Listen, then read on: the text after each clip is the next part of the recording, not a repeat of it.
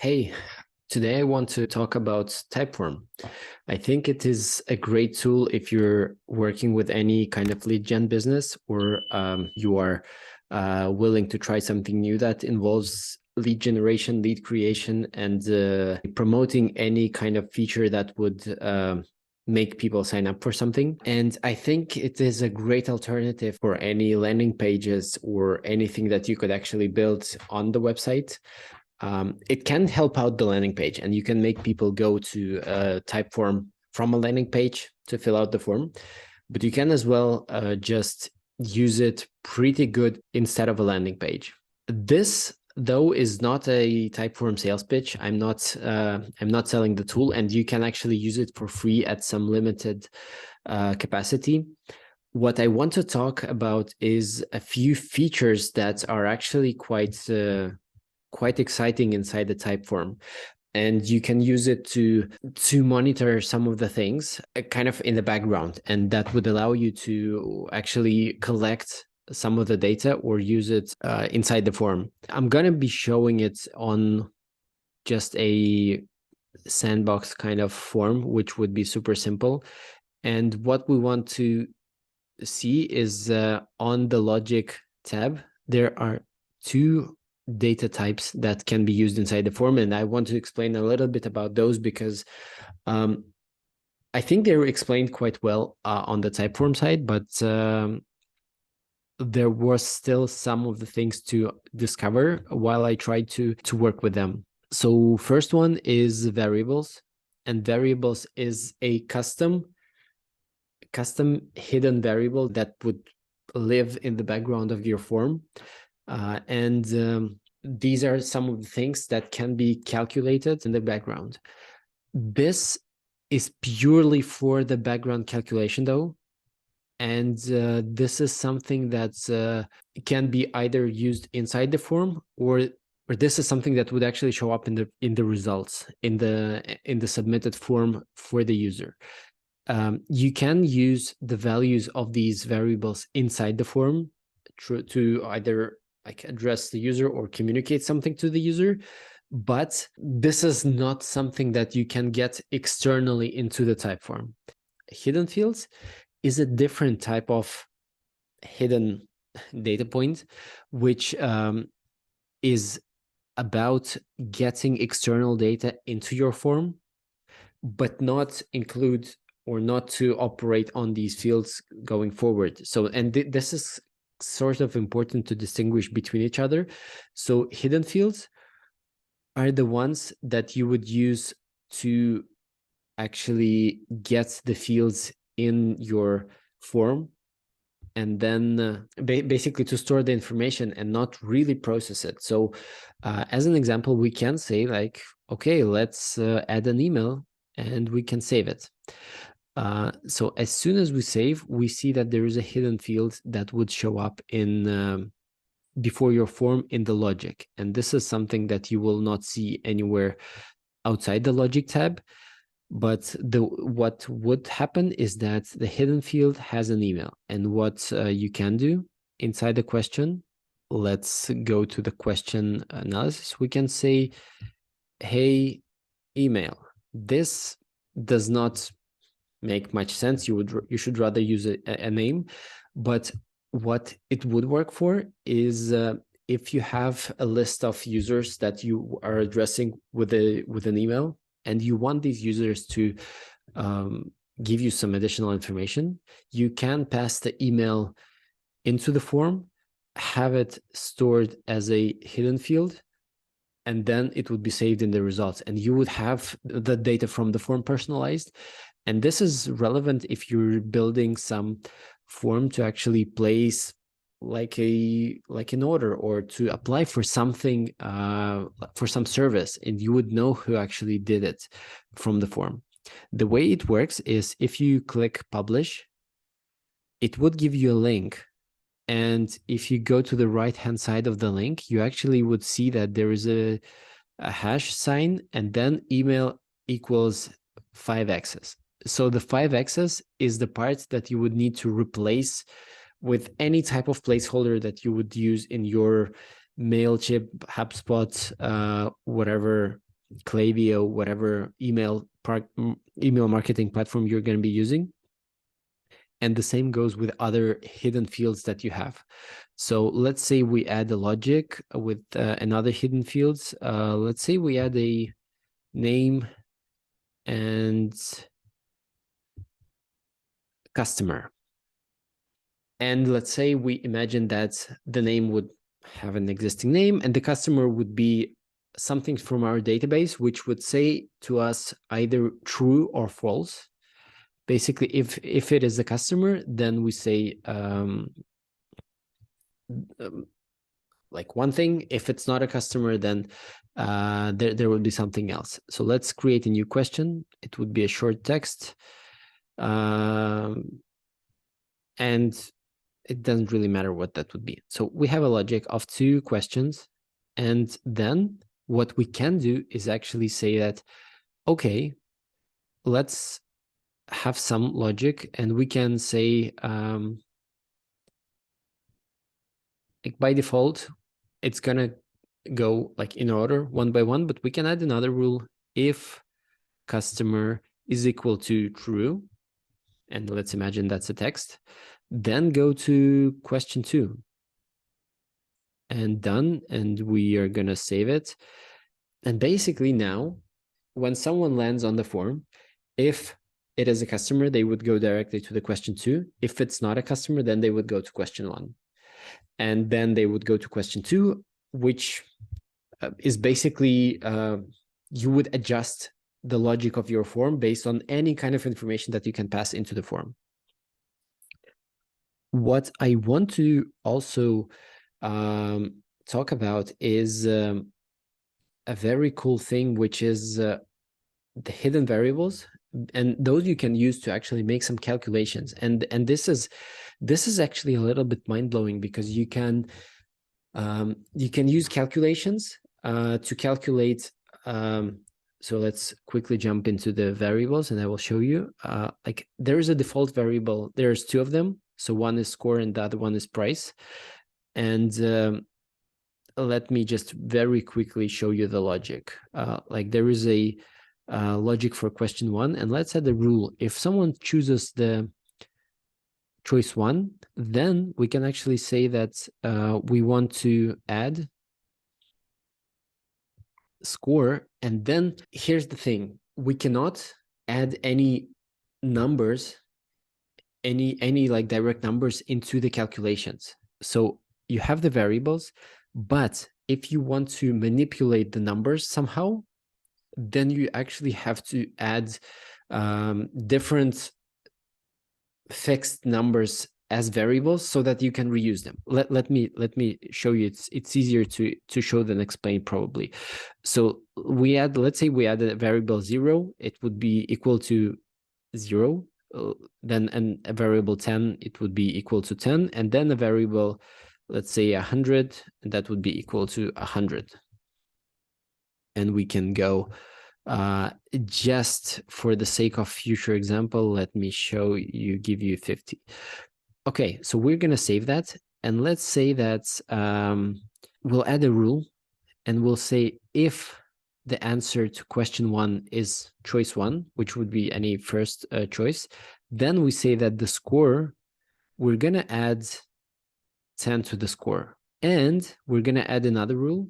Then if the choice is the second choice, then let's say we're gonna add to the score, we're gonna add 100. And what will give us is if someone answers first question with option 1, then it would be like a certain 1 score, and if they add another one, then it would be a different score. And then, so yeah, let's save it. Did I save it? Yeah, I saved it. And now we can go to the preview, and let's try the preview. So that's question 1. We save option 1, and yeah, we actually don't see anything here. Let me go to the editor. Basically, what we can do is test question 1, and then we say your score is and then we say it's score, right? It's gonna be just a placeholder, right? So we're gonna preview that, and then, okay, we choose one, and it says your score is 10.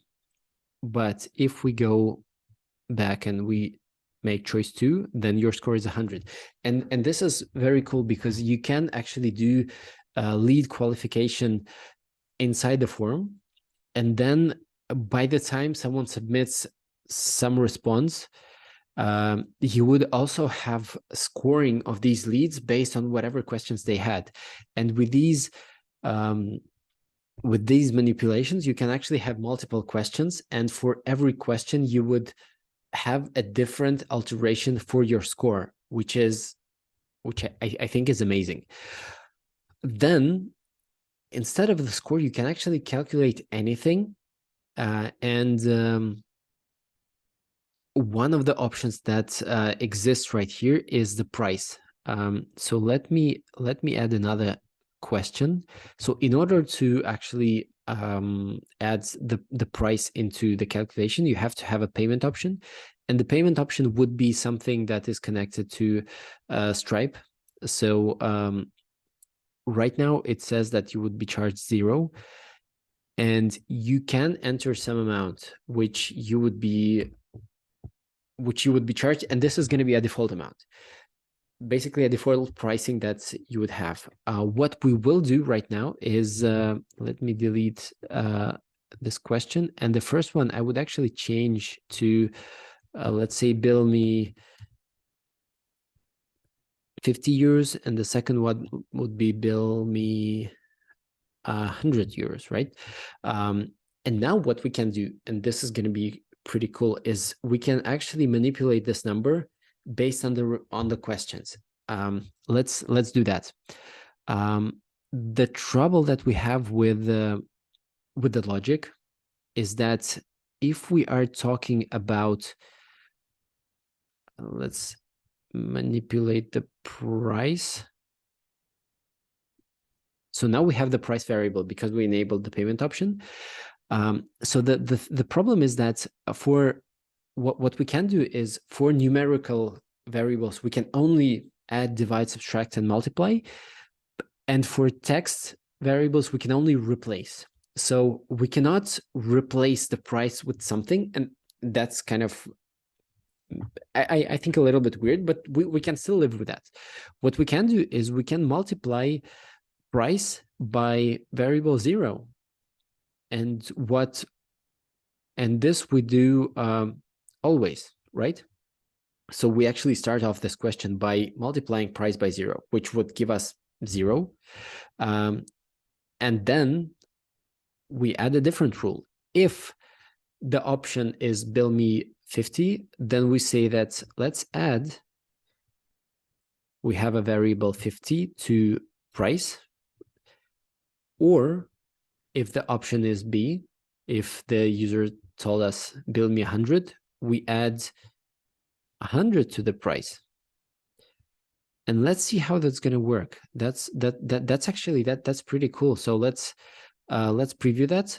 Okay, I'm going to say bill me 50, and that the actual price of what the customer will pay with a credit card through Stripe would be 50. Or if they select a different option, it would change to 100. So you can actually have e-commerce live inside your Typeform with different price calculations. So this is, I think this is mind-blowing. This is so cool. You don't need to create an online store. The options are really cool. You can actually select like a picture choice. So if your product is visual, you can actually add pictures as your options, and you can lead the users through selecting some of the options of your product, and based on what they select, you would adjust the price. And it could be not rewriting the price. You can do it on step 1 by setting it to 0 and then setting to some default value based on one of the first options. Or then you can, on the following questions, you can actually just add some markup depending on what kind of additional options they select. Just as easy as that. And at the end, they would go to the payment step with the exact price that is being calculated for them. But what do we do with churn, you may ask? Because as soon as the user selected everything, they entered the personal data, and then we ask them to pay something, they may not decide, they decide not to pay actually for that. What we can do is there is an option to redirect to a URL, which is basically that means that at the moment when the user fills up the form, they would be redirected somewhere else, and they would not see an end screen. They would be redirected somewhere else, which can be a form. So what we can do is we create a form where the user would fill in all of their details, but we will leave out the final step. The final step would be the payment. So the user would actually submit the form without actually paying, with all the details. And the next step would be a new form with only the payment. It's as simple as that. And the experience would be actually very smooth because they would move between two type forms. Essentially, they would just have a page slightly reload before the payment, which is not such a problem. So what we would want to do right here is, let's say we have some logic. Let's add a hidden field.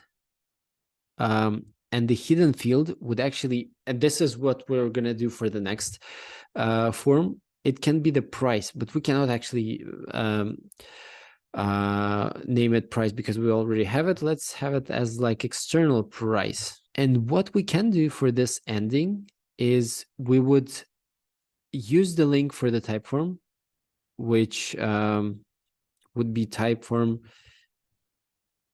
something. Let's imagine there would be some Typeform link to your second form with only the payment.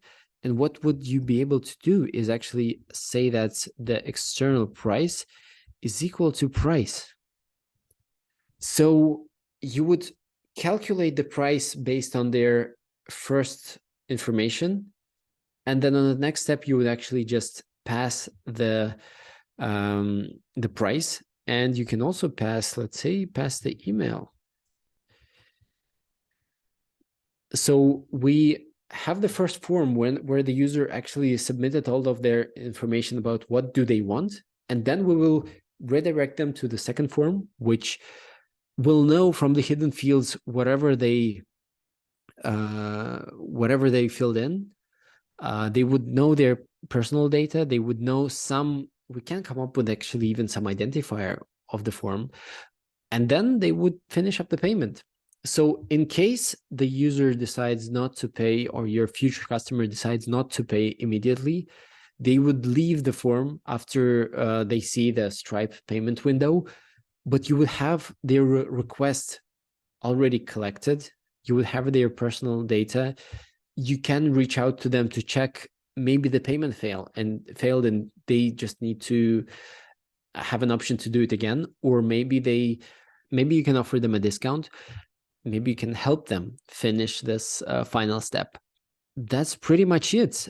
I do encourage you to pay attention to the personal data part, basically what you're collecting, where and how do you use, because that is going to be up to whatever particular case you have. If you enjoyed this short dive into Typeform, please let me know in the comments, leave a like, subscribe to the channel if you haven't already. We do have a pretty cool series on how we're actually working on our side projects, and we're trying to do this in public. See ya.